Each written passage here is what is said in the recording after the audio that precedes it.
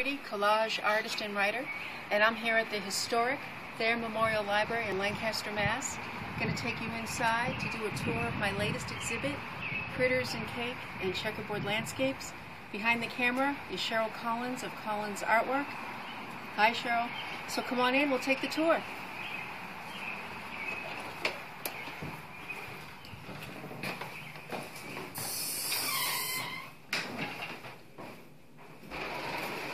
We're going to go to the reference room. Follow me.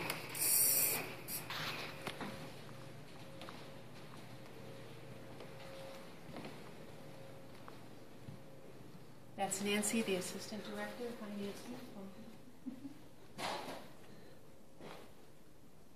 Over here on this wall is my latest exhibit. Come on down. It's collage art made with colored paper as well as acrylic paints and pen.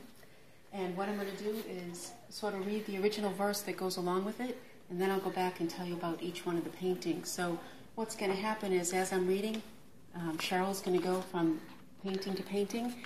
But I'll be back to give you a little bit more scoop about each piece after I finish, okay?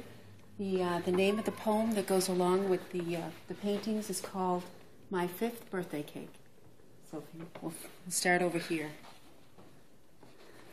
My fifth birthday cake was yellow, with some polka dots of pink. It smelled of sweet, sweet sugar and lemon essence, or so I think. The trim, it was blue in color, in addition to some green. It was by far the most beautiful fifth birthday cake I had ever seen. I blew out all the candles and made my fifth birthday party wish.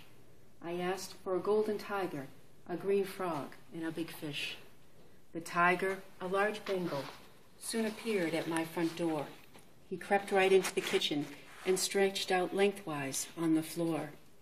He stared upon the oven and licked his lips not once but twice. He craved the roast that was within, or at least a real big slice. The frog hopped in quite softly and found a corner in which to rest. I was inspired by the beauty of my exquisite rainforest guest.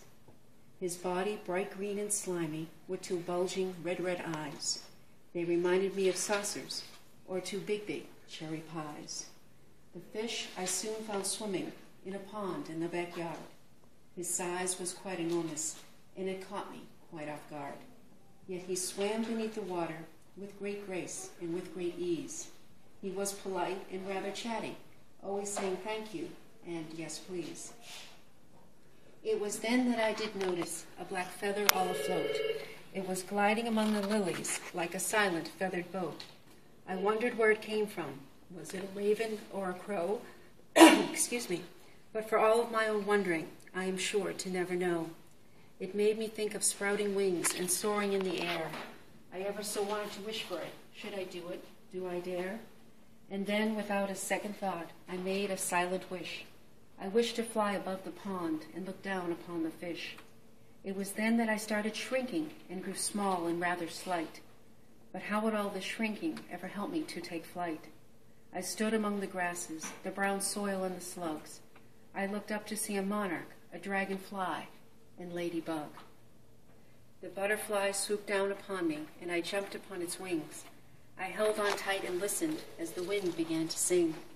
We flew high above the gardens, all the homes and nearby hills. Up high everything was quiet, very soothing, very still. The land was like a checkerboard, with colored hues of dark and light. At times it was like a harlequin, with spots of black and spots of white. Our voyage eventually ended, though, and I knew what I had to do.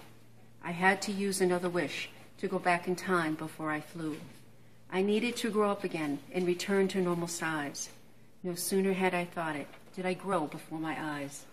My fifth birthday, it had magic, and my 5 wishes all came true. I can't wait for next year's party, because this is what I'll do. I'll wish for a few more animals, maybe a toucan and a snake. Then I'll think of 4 more wishes to match the 6 candles on my cake. Thank you, Terry. That was a beautiful reading. Thank you so much.